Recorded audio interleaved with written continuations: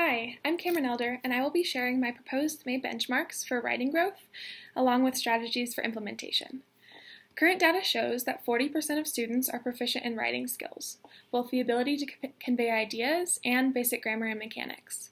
My proposed benchmark for May is that 60% of students will meet proficiency, a goal that requires less than one grade level improvement for students as a whole, based on current proficiencies. To achieve this, there are two focus areas. The first is at home, and the second at school. Starting with at home, learning only happens so far in the classroom. To truly make progress, students need to have a certain level of support outside of school as well. Looking at the statistics that 80% are English language learners means that the families most likely don't speak a lot of English at home either. 30% of families also attended back to school and or parent-teacher conferences, while 90% of families came to the school-wide Thanksgiving dinner. My recommendation, based on these, for improving at-home learning involves a family-centered learning night with food provided.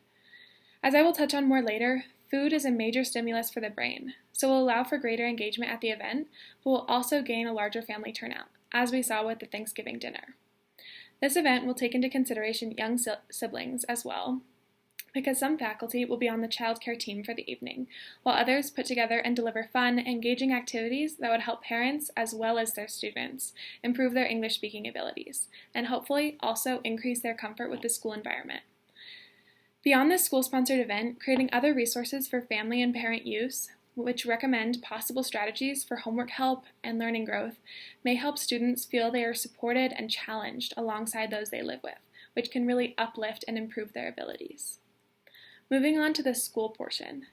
In order for this at-home learning to then be successful, the strategies during, before, and after school also should be evaluated for possible growth.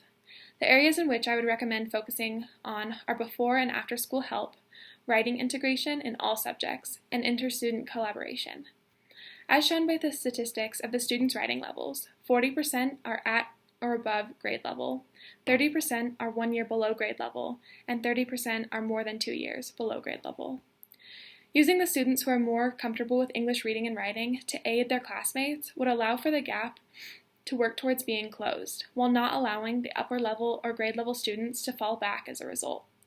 These tutoring programs would occur either before or after school, depending on time availability of supervisors and students. Now, this would be more of a time commitment for faculty, so hopefully a possible rotation would be implemented to allow for a distribution of workload, but still allowing the students to get the help that they need. In order for all of this, as well as the school day as a whole, to be effective, the statistic that 90% of the students qualify for free or reduced lunch should be taken into the equation.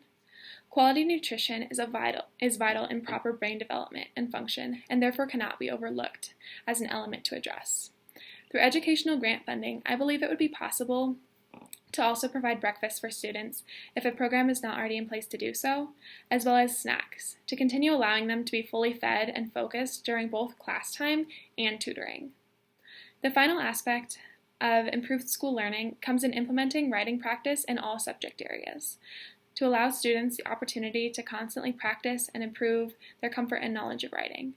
The more students are exposed to certain things, the higher their retention rate will be.